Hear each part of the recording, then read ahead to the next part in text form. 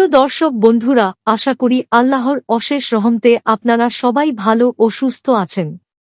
আপনাদের সবাইকে স্বাগতম জানাই বিডি জেনারেল নলেজের আরেকটি নতুন তথ্যবহুল এবং উপকারী ভিডিওতে।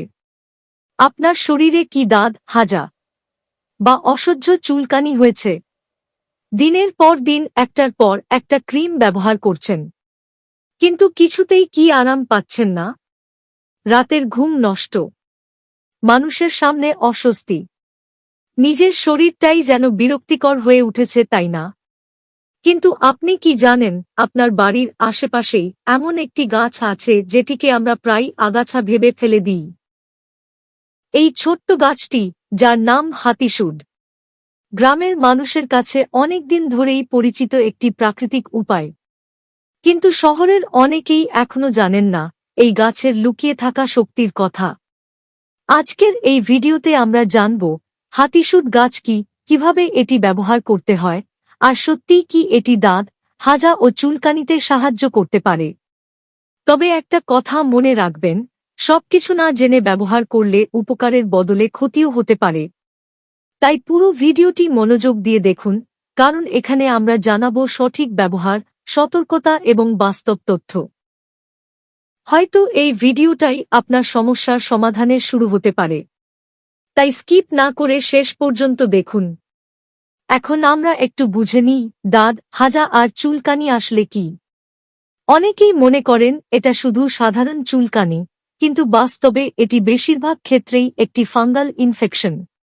আমাদের ত্বকে স্বাভাবিকভাবেই অনেক ধরনের জীবাণু থাকে, কিন্তু যখন শরীর বেশি ভেজা থাকে অথবা পরিষ্কার পরিচ্ছন্নতা ঠিকমতো বজায় থাকে না, তখন এই ফাঙ্গাস দ্রুত বাড়তে শুরু করে, বিশেষ করে গরম ও আর্দ্র পরিবেশে। যেমন আমাদের দেশের আবহাওয়ায় এই সমস্যা খুব সহজেই দেখা দেয়। এখন প্রশ্ন হল, এই দাঁত বা হাজা কিভাবে ছড়ায়? এটি একটি সংক্রামক সমস্যা, মানে একজন থেকে আরেকজনের শরীরে ছড়াতে পারে।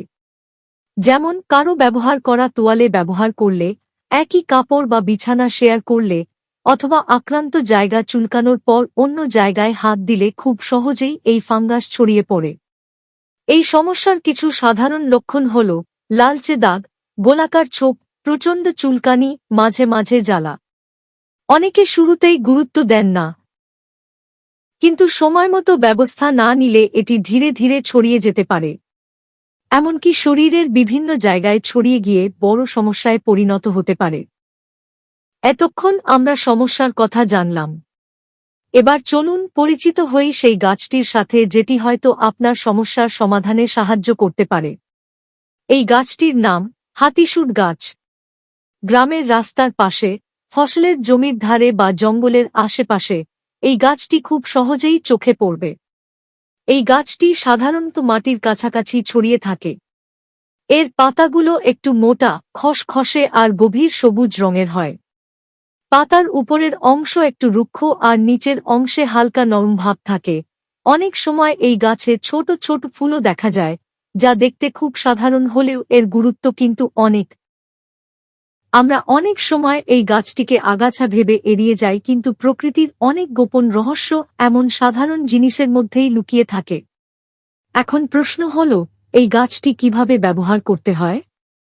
এই গাছের পাতায় কিছু প্রাকৃতিক উপাদান আছে, যা ত্বকের যত্নে সহায়ক হিসেবে কাজ করতে পারে। সহজভাবে বললে, এই ধরনের উপাদান ত্বকের উপর থাকা কিছু ক্ষতিকর জীবাণুর বৃদ্ধি কমাতে সাহায্য করে, ফলে চুলকানি বা অস্বস্তি কম অনুভূত হতে পারে। এবার আমরা দেখব হাতিসুড গাছের সবচেয়ে সহজ এবং প্রচলিত ব্যবহার পদ্ধতি: পাতা বাটা করে ব্যবহার করা। প্রথমে 4 থেকে 10টি তাজা পাতা নিন। এরপর পরিষ্কার পানিতে ভালোভাবে ধুয়ে নিন, যাতে ময়লা বা ধুলাবালি না থাকে। এখন পাতাগুলো শিলপাটা বা ব্লেন্ডারে বেটে নিন যতক্ষণ না এটি একটি মসৃণ পেস্টের মতো হয়। এখন এই পেস্টটি আক্রান্ত জায়গায় আলতোভাবে লাগান। খুব বেশি ঘষবেন না, শুধু হালকা করে লাগালেই যথেষ্ট। 15 থেকে 20 মিনিট রেখে দিন। তারপর পরিষ্কার পানি দিয়ে ধুয়ে ফেলুন। দিনে 1 থেকে 2 বার ব্যবহার করা যেতে পারে। এবার আমরা দেখব আরও একটি সহজ পদ্ধতি: হাতিসুড পাতার রস ব্যবহার করা। কিছু তাজা পাতা নিয়ে হাত দিয়ে চটকে নিন অথবা হালকা করে বেটে এর রস বের করুন। এখন এই রস সরাসরি আক্রান্ত জায়গায় লাগান। এটি খুব দ্রুত লাগানো যায়, তাই যারা ঝামেলা কম চান তাদের জন্য এটি সুবিধাজনক। 20 মিনিটের মতো রেখে দিন, এরপর পরিষ্কার পানি দিয়ে ধুয়ে ফেলুন। আপনি আপনার সুবিধা অনুযায়ী যেকোনো একটি বেছে নিতে পারেন। এখন একটি গুরুত্বপূর্ণ বিষয়, এই পদ্ধতিটি ঠিক কখন এবং কিভাবে ব্যবহার করবেন। সাধারণভাবে দিনে 1 থেকে 2 বার ব্যবহার করা যেতে পারে। বিশেষ করে সকালে একবার এবং রাতে ঘুমানোর আগে একবার ব্যবহার করলে অনেকে বেশি সুবিধা অনুভব করেন। ব্যবহারের আগে আক্রান্ত জায়গাটি পরিষ্কার করে নিন এবং ব্যবহার করার পর জায়গাটি শুকনো রাখা খুবই জরুরি। ঢিলা ও পরিষ্কার কাপড় পরার চেষ্টা করুন যাতে জায়গাটি ভেজা বা ঘামযুক্ত না থাকে। কিছু ক্ষেত্রে 5 থেকে 7 দিনের মধ্যে পরিবর্তন লক্ষ্য করা যেতে পারে, তবে এটি সম্পূর্ণভাবে নির্ভর করে সমস্যার ধরন, ত্বকের অবস্থা এবং আপনি কতটা নিয়ম মেনে ব্যবহার করছেন এর উপর। সবাই একই রকম ফল পাবেন এমনটা বলা ঠিক নয়। কারো ক্ষেত্রে দ্রুত পরিবর্তন দেখা যেতে পারে, আবার কারো ক্ষেত্রে সময় একটু বেশি লাগতে পারে। শুধু একটি ঘরোয়া উপায় ব্যবহার করলেই সব ঠিক হয়ে যাবে এটা ভাবা ঠিক নয়। ত্বকের সমস্যাগুলো অনেক সময় আমাদের দৈনন্দিন অভ্যাসের সাথেও জড়িত থাকে, তাই কিছু ছোট কিন্তু গুরুত্বপূর্ণ অভ্যাস মেনে চলা জরুরি।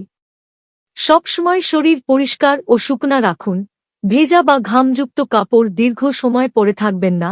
প্রতিদিন পরিষ্কার তোয়ালে ও জামা ব্যবহার করুন। বিশেষ করে গরমের সময় ঘাম জমে গেলে দ্রুত কাপড় পরিবর্তন করুন, কারণ ভেজা পরিবেশেই ফাঙ্গাস দ্রুত বাড়ে। আরেকটি গুরুত্বপূর্ণ বিষয়, অন্যের তোয়ালে, জামা বা ব্যক্তিগত জিনিস ব্যবহার করা এড়িয়ে চলুন। এটি সংক্রমণ ছড়ানোর অন্যতম বড় কারণ হতে পারে। সঠিক যত্ন, পরিষ্কার পরিচ্ছন্নতা এবং নিয়মিত অভ্যাস, এই 3টি মিলে অনেক ক্ষেত্রে সমস্যা নিয়ন্ত্রণে সাহায্য করতে পারে। আশা করি আজকের ভিডিওটি আপনার জন্য উপকারী হয়েছে। ভিডিওটি ভালো লাগলে অবশ্যই একটা লাইক দিন আর কমেন্টে জানাতে ভুলবেন না আপনি কি কখনো হাতিসুর গাছ ব্যবহার করেছেন। আর যারা এখনো বিডি জেনারেল নলেজ চ্যানেলটি সাবস্ক্রাইব করেননি, এখনই সাবস্ক্রাইব করে নিন, কারণ এখানে আমরা প্রতিদিন এমন নতুন নতুন গুরুত্বপূর্ণ তথ্য নিয়ে আসি।